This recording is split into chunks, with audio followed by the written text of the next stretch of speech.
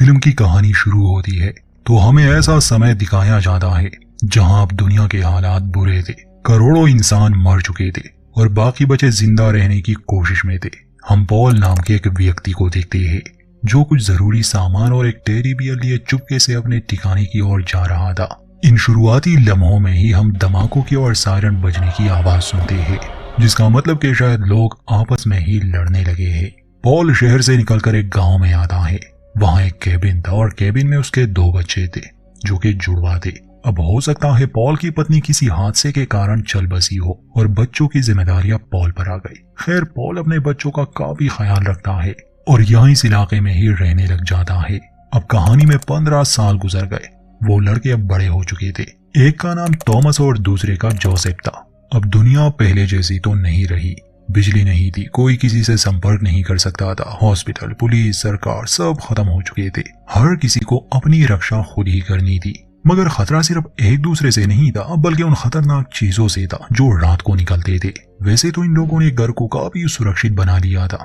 जैसे शाम होने से पहले ये हर उस जगह को बंद कर देते जिससे कोई चीज अंदर आ सकती थी। हम देखते हैं कि जोसेफ घर में है और पॉल बाहर थॉमस का इंतजार कर रहा है, क्योंकि कभी कभी वो पड़ोसियों के यहाँ जाता था खेतों में काम करने के लिए।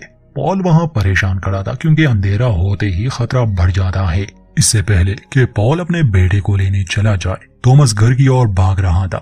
पॉल उस पर गुस्सा करता है कि तुमने देर कर दी, अब जल्दी से अंदर चलो। अंदर आते ही ये घर के सभी खिड़कियों और दरवाजों को अच्छी तरह से बंद कर देते हैं। रात का खाना खाते समय दोनों भाई एक दूसरे से लड़ने लगे, जिस पर पॉल उन्हें रोकता है, डांटता है कि जानवरों की तरह व्यवहार मत करो। खाना खाने के बाद ये सभी एक साथ बैठे हुए थे और जोसेफ शतरंज खेलना सीख रहा था।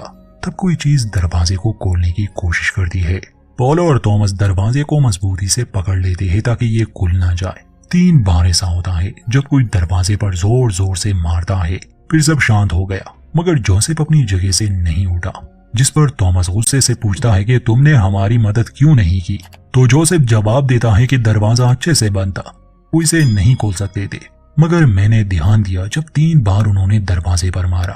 पहली बार हमें डराने के लिए था जो 10 सेकंड तक चला। दूसरी बार वो दरवाजे को तोड़ने की कोशिश कर रहे थे जिसमें वो नाकाम रहे। और तीसरी बार उन्होंने सिर्फ 1 सेकंड के लिए दरवाजे पर मारा क्योंकि वो दरवाजे को नहीं तोड़ पाए और वो निराश थे। फिल्म की कहानी में इन राक्षसों की ज्यादा जानकारी नहीं दी गई कि ये कहां से आए, पर जितनी भी है वो आगे हम जान जाएंगे। ये सिर्फ रात को ही निकलते थे, दिन के समय इन लोगों को ज्यादा खतरा नहीं होता। इसलिए जैसे ही सुबह होती है तो पॉल बाहर जाकर दरवाजे की जांच करता है। उस पर पंजों के निशान थे। इसे तोड़ने की बहुत कोशिश की गई थी। दरवाजे के खाली जगहों में बहुत से कीड़े भी थे, इसलिए पॉल उसे खोल देता है ताकि उसे और मजबूत बना सके। पिता के कहने पर दोनों भाई जंगल से कुछ लकड़ियां लाते हैं। थॉमस आज फिर से जाना चाहता था रोज के यहाँ, यानी उनके पड़ोसियों के यहाँ, मगर पॉल उसे जाने से मना करता है। कहता है कि घर की एक खिड़की को मुरम्मत की जरूरत है, इसलिए तुम अपने भाई के साथ नदी के किनारे जाओगे ताकि कुछ जरूरी सामान ढूंढ कर ला सको। जोसेफ मैकेनिकल चीजों में काफी अच्छा था। पिछले कुछ महीनों से वो एक एटीवी गाड़ी को ठीक करने में लगा था। उसके पिता बान में आते हैं। ये देखकर वो काफी इम्प्रेस हुए, मगर अभी तक जोसेफ से वो गाड़ी स्टार्ट नहीं हुई थी। बाकी उसने रिपेयर कर दी थी। पॉल पूछता है कि तुम गाड़ी को क्यों ठीक करना चाहते हो, जिस पर जोसेफ जवाब देता है कि मैं अपनी पूरी जिंदगी यहाँ नहीं बिताना चाहता डर के साए में। पॉल उसे हौसला देता है कि मुझे भी उम्मीद है कि कोई ना कोई फिर से हमारी इस दुनिया को ठीक कर लेगा। अतीत में इंसान की गलतियों की वजह से ये तबाह हो गई, मगर आने वाली नस्लें वो गलतियां नहीं दोहराएगी। फिर पॉल उस गाड़ी के रिलेज बदलता है जिसे वो तुरंत स्टार्ट हो गई। ये देखकर जोसेफ हैरान भी था और खुश भी, क्योंकि वो कई महीनों से इस पर काम कर रहा था। इसके बाद पॉल उसे चलाना सिखाता है और जब वो सीख जाता है पॉल दोनों भाइयों को नदी के किनारे भेज देता है ताकि वो कुछ जरूरी सामान ढूंढ कर ला सके। थॉमस नाराज था क्योंकि उसे रोज के घर जाना था और उसके पिता ने जाने नहीं दिया। जोसेफ कहता है कि कोई बात नहीं, मुझे तुम्हारी मदद की जरूरत नहीं, अगर तुम जाना चाहते हो तो जा सकते हो। तो जोसेफ कहता है कि ठीक है, तुम अकेले ही चले जाना, मुझे यहीं छोड़ दो, वापस आते समय हम दोनों एक साथ घर चले जाएंगे। इसलिए जोसेफ अकेले ही एटीवी में नदी के किनारे चला गया। अक्सर जब थॉमस रोज के यहाँ आता, उसे जंगल में गड्ढे को पार करना होता। खैर, रोज के यहाँ पहुंचकर हम दर्शक ये जान पाते हैं कि यहाँ एक छोटी सी कम्युनिटी है जो अपनी सुरक्षा का बहुत ख्याल रखते हैं। उनमें से कोई ना कोई हर समय एंट्रेंस पर हथियार लिए पहरा देता है। थॉमस चूंकि यहाँ आता रहता था इसलिए उसे अंदर आने दिया गया। असलियत ये थी कि थॉमस को खेत में काम करने में दिलचस्पी नहीं थी। बल्कि यहाँ रोज की बेटी शार्लेट थी। ये दोनों एक दूसरे को पसंद करते थे। यहाँ आने की वजह बस यही थी। आते ही शार्लेट उसे एक पेड़ के पास ले जाती है, जहाँ वो उसे बताती है कि बचपन में मुझे बस यही तक आने की इजाजत थी, इससे आगे नहीं। फिर दोनों दुनिया के अंत के बारे में बात करते हैं, जहाँ शार्लेट की बातों से हम जान पाते हैं कि जब पहली बार इस तबाही की शुरुआत हुई थी तो वो एक विशाल कीड़े से हुई, जिसने कई इंसानों को संक्रमित किया। फिर ये जीव जो आकार में काफी बड़े थे, ये और ज्यादा होने लगे और आहिस्ता आहिस्ता धरती से इंसानों का नामो निशान मिटने लगा। फिल्म में ये जानकारी नहीं कि ये जीव कोई एलियन जीव है जो अंतरिक्ष से आए हैं, या फिर ये धरती पर ही बना इंसान की गलतियों की वजह से, क्योंकि हर दिन पॉल्यूशन बढ़ रहा है। जो भी हो, पर अब इंसानों के लिए सब कुछ पहले जैसा नहीं रहा।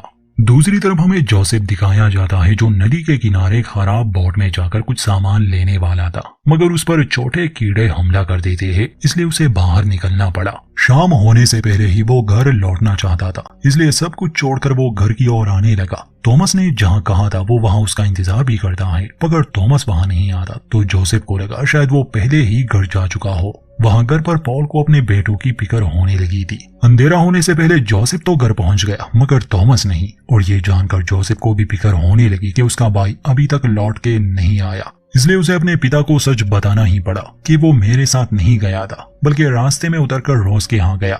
जब थॉमस घर वापस आ रहा था तो गलती से वो उस गड्ढे में गिर गया, जिसे हर रोज उसे पार करना पड़ता था। उसमें गिरते ही वो बेहोश हो गया। पॉल जोसेफ को घर पर रहने का कहता है और खुद थॉमस को ढूंढने निकल जाता है। अब रात हो चुकी थी, तब तक थॉमस को भी होश आ चुका था, मगर वो बुरी तरह फंस चुका था। पॉल उसे ढूंढने आया, वो आवाज लगाता है। पॉल कहता है कि मैं यहाँ हूँ नीचे, मैं गिर गया था और फिर होश में नहीं रहा, इसलिए देर हो गई। पॉल किसी तरह नीचे पहुंच जाता है, मगर अब बाहर जाना खतरे से खाली नहीं था, इसलिए वो अपने बेटे से कहता है कि हमें सुबह तक यहीं रहना होगा। वहाँ घर पर जोसेफ अकेला था और उसने दरवाजे को भी सही से बंद नहीं किया था। तो जब वो सो रहा था तो वो जीव दरवाजे के होल में अपना हाथ निकालकर थॉमस को मारने की कोशिश करता है।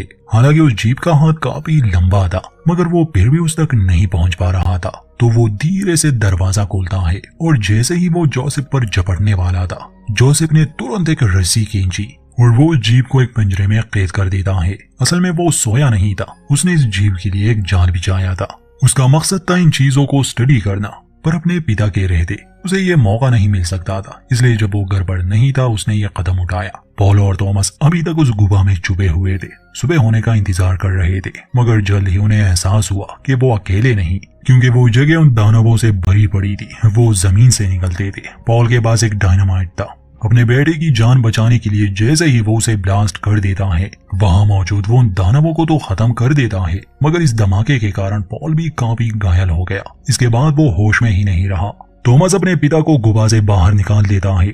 अगली सुबह जोसेफ इन्हें ढूंढते हुए जंगल में आया। अपने पिता को जख्मी हालत में देखकर उसे बहुत दुख हुआ। ये दोनों उसे घर ले आते हैं, मगर इनके पास कोई दवा नहीं थी, ना ही ये जानते थे कि वो कैसे अपने पिता का इलाज करे। घर आने के बाद थॉमस उस पिंजरे को देख लेता है जिसमें कल रात जोसेफ ने उस जीव को कैद किया हुआ था। वो हैरानी से पूछता है कि तुमने ये कैसे किया? तो जोसेफ बताता है कि मैंने जाल बिछाया था और मैं ही चारा बना। थॉमस कहता है कि उस गुफा में मैंने काफी दानवों को मार दिया, मैं इसे भी मार सकता हूँ क्योंकि ये जीव रोशनी में जिंदा नहीं रह सकते, इसलिए जोसेफ ने उस पिंजरे पर एक कपड़ा डाल दिया था। खैर अपने भाई के कहने पर जैसे ही वो उसे बाहर निकाल देता है, वो जीव रोशनी से छुपने की कोशिश कर रहा था, मगर ये दोनों भाई उसे खत्म कर देते हैं। इससे जोसेफ को दुख भी हुआ क्योंकि वो चाहता था कि वो इन चीजों को समझने की कोशिश करे। जोसेफ कहता है कि मुझे कुछ ठीक नहीं लग रहा, ये चीजें समझदार है और हर दिन ये सीख रहे हैं। इनके पिता अभी भी बेहोश थे और उनकी हालत बदतर थी, इसलिए थॉमस अपने भाई को सलाह देता है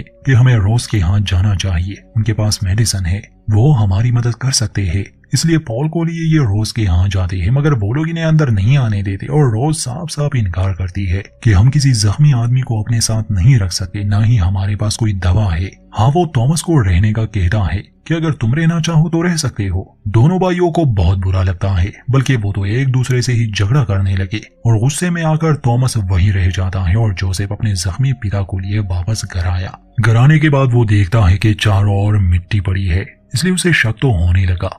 वहाँ शार्लेट थॉमस को अपने रूम में ले आई जहां वो दोनों किस करते हैं। मगर शार्लेट के पिता ये देखकर गुस्सा हो गए, इसलिए वो शार्लेट को बाहर भेज देते हैं। थॉमस बस दवा के लिए आया था, वो अपने पिता और भाई को अकेले नहीं छोड़ना चाहता था। चोरी करते समय जब शार्लेट उसे देख लेती है तो वो खुद उसकी मदद करती है। मगर जब थॉमस निकल रहा था तब एक आदमी उसे रोकता है जो इसी कम्युनिटी का था। वो और उसके दो साथी थॉमस को फार्म हाउस में बांध देते हैं और रात को वो उसे मारने वाले थे। मगर तभी जमीन से वो जीव बाहर निकलना शुरू हो गए और सभी पर हमला करने लगे। शार्लेट के माता पिता ये आवाजें सुनकर जाग गए, मगर बहुत देर हो चुकी थी। वो जीव घर में दाखिल हो चुके थे और उन्होंने शार्लेट के माता पिता को भी मार दिया। किसी तरह शार्लेट बच गई। गन लिए वो फार्म हाउस में आती है जहां थॉमस अभी भी बांधा हुआ था, इसलिए शार्लेट उसे छुड़ाती है। वहां घर पर जोसेफ को पता चला कि अब ये जीव जमीन खोदकर घर के अंदर आना सीख चुके हैं और ये तब उसे पता चला जब उसे घर के फर्श में गड्ढा नजर आया, इसलिए वो उसे सामान से भरने लगा। थोड़ी देर बाद थॉमस और शार्लेट भी वहां आ गए। वो घबराए हुए थे। थॉमस अपने भाई से माफी मांगता है और वो मेडिसिन उसे देता है जो वो रोज के घर से ले आया था। ये जानकर जोसेफ को भी काफी बुरा लगा कि वहां सब मारे गए। इतने में उनके पिता को भी होश आ गया, मगर वो बहुत कमजोर थे। जोसेफ अपने पिता से कहता है कि वो जीव अब जमीन खोदकर अंदर आने लगे हैं, बताएं हम क्या करें। तो उसके पिता जवाब देते हैं कि हमें लड़ना होगा। इसके तुरंत बाद ही जोसेफ बांध से गैसोलीन ले आता है और पूरे घर में छिड़क देता है, क्योंकि अब ये जगह सुरक्षित नहीं थी। ये अपने कुत्ते को वहीं छोड़ देते हैं और जैसे ही ये लोग घर आए थोड़ी देर बाद वहां दानवों का हमला होता है। उनकी तादाद बहुत ज्यादा थी। जोसेफ का इरादा था कि हम फ्रीजर में छुप जाएंगे, धमाके की वजह से ये सारे दानव मर जाएंगे और शायद हम सुरक्षित रहे।